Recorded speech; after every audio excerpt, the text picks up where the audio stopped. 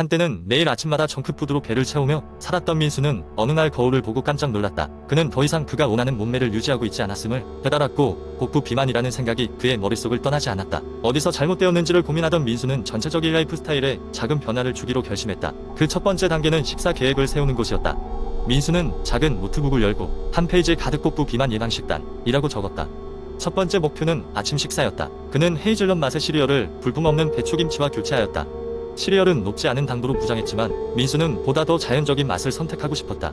대신 다가오는 아침에는 그릭 요거트에 신선한 과일을 넣어 먹기로 결심했다. 이는 단순 당이 아닌 양질의 단백질과 비타민을 포함하고 있으며 민수가 필요로 하는 에너지를 충분히 공급해줄 것이 명백했다. 점심시간의 도래와 함께 민수는 회사를 가득 메운 구내식당 대신 바깥의 공원에서 자신의 도시락을 꺼내기로 했다. 그의 도시락은 갈색 쌀과 함께 통곡물로 만든 빵으로 채워져 있었고 그 옆에는 상추, 시금치 그리고 여러가지 색의 야채들이 둘러싸여 있었다. 그는 올리브유로 간한 닭가슴살을 그 위에 얹어놓았다. 처음에는 조금 밋밋하다고 느낄 수도 있겠지만 신선한 야채의 아삭거림과 함께라면 그 맛이 2배로 즐거웠다. 민수는 식탁 위에서 발산되는 자연의 기운에 깊이 매료되었다. 오후가 되자 민수는 사내 회의 중에 누군가 건넨 그 윤기가 흐르는 도넛을 단호히 거절했다. 대신 그가 손에 쥔 것은 아몬드 한 줌이었다.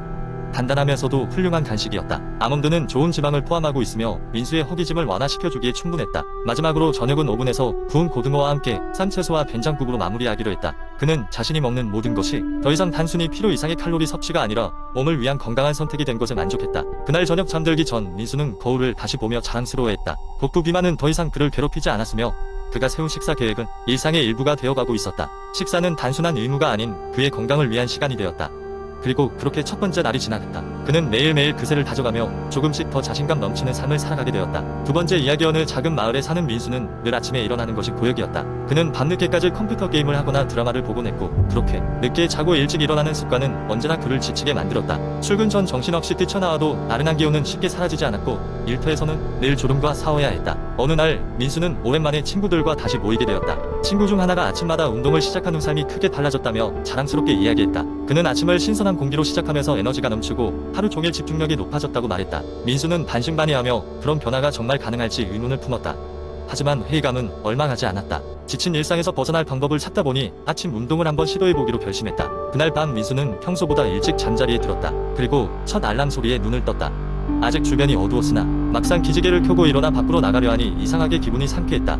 민수는 동네 공원을 달리기로 했다. 초반엔 걸음을 내딛는 것조차 어색했지만 차츰 발걸음이 가벼워지기 시작했다. 새들의 지저귀과 함께 아침 이슬이 맺힌 풀밭을 지나며 그는 머리를 맑게 비운 느낌이 들었다. 달리기를 마치고 돌아왔을 때 그는 상쾌함과 함께 자신감마저 솟아오르는 것을 느꼈다. 그 후 민수는 아침 운동을 매일의 습관으로 만들었다. 시간이 지나면서 그는 거울 속 자신을 보며 건강이 눈에 띄게 좋아졌음을 알 수 있었다. 가장 큰 변화는 직장에서의 모습이었다. 아침 운동 덕분에 출근 전 정신을 맑게 하고 나서부터는 일에 대한 집중력이 크게 향상되었고 업무 효율도 따라서 좋아졌다. 아침 운동은 그의 삶에 있어 하나의 전환점이었다. 그는 친구들에게 어제 나눈 이야기가 사실임을 몸소 증명하며 이야기를 전했다. 이제 민수는 하루의 길이를 더 알차게 활용할 수 있게 되었고 활기 넘치는 하루를 즐기게 되었다. 이 경험은 더 많은 이들에게도 치유와 활력을 선사할 수 있다는 것을 그것을 경험한 민수는 확신했다. 세 번째 이야기. 어느 햇살이 부드럽게 아침 창문을 밝혀주는 평범한 날 저는 건강 전문가로 알려진 고미숙 씨와 만나기로 약속이 되어 있었습니다. 그녀는 매일 10분 스트레칭이라는 간단한 요법으로 유명세를 타고 있는 중이었죠. 그녀와의 인터뷰는 언제나 흥미로웠습니다. 그녀는 군더더기 하나 없는 생기 넘치는 모습으로 제 앞에 나타났습니다.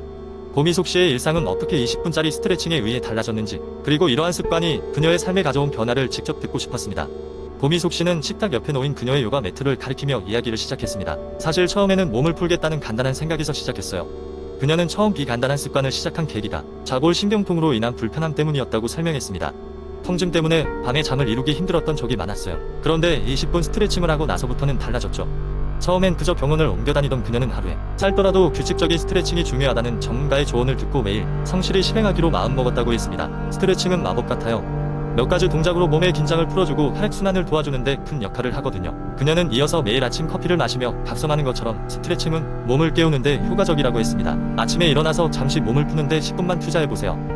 당에 앉아 다리를 쭉 뻗고 손끝으로 발끝을 터치하는 정글 자세가 그중 하나랍니다. 또 고양이소 자세를 통해 등과 허리의 근육을 이완시키는 것만으로도 하루가 상쾌하게 시작된답니다. 고미숙 씨는 단순히 신체적 혜택 외에도 스트레칭이 정신 건강에도 긍정적인 영향을 준다고 강조했습니다. 일상 속의 번잡함에서 잠시 벗어날 수 있는 좋은 기회가 됩니다.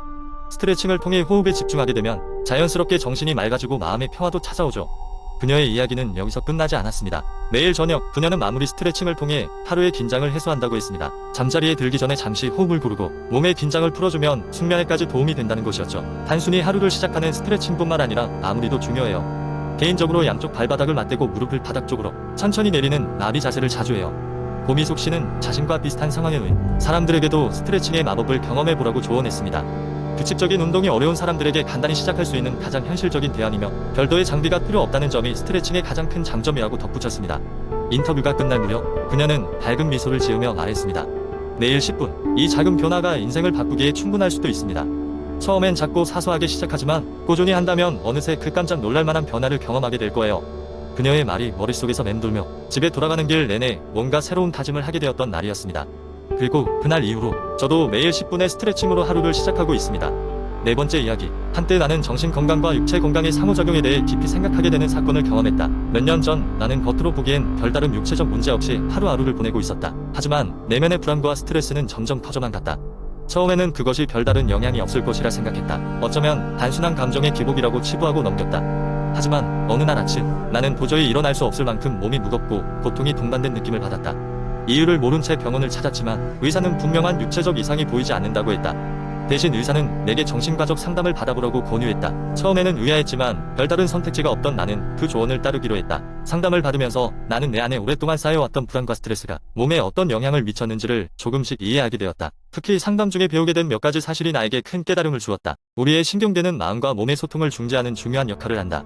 만약 마음이 계속해서 긴장 상태에 놓이게 되면 이는 신경계를 통해 몸의 여러 부분에 영향을 미치게 되고 장기적으로는 육체적 건강에까지 악영향을 미칠 수 있다는 것이었다. 조금씩 상담을 통해 얻은 다양한 방법으로 마음을 이완시키고 마음의 건강을 되찾아갔다. 명상, 규칙적인 운동, 그리고 건강한 식습관으로 점차 내 생활을 개선하기 시작했다. 이렇게 마음의 안정을 되찾은 뒤 얼마 지나지 않아 신기하게도 그동안 나를 괴롭히던 신체적 증상들이 줄어드는 것을 느낄 수 있었다. 이 경험을 통해 나는 마음의 건강이 몸의 건강에 얼마나 중대한 영향을 미치는지 깨달을 수 있었다. 이후로 나는 정신 건강을 돌보는 것이 몸을 돌보는 것만큼이나 중요하다는 것을 잊지 않게 되었다. 매일 마음과 몸의 연결성을 인정하고 이를 돌보는 것은 나 자신의 잘못된 습관을 개선하고 더욱 건강한 삶을 유지하는 데 필수적임을 깊이 깨달았다.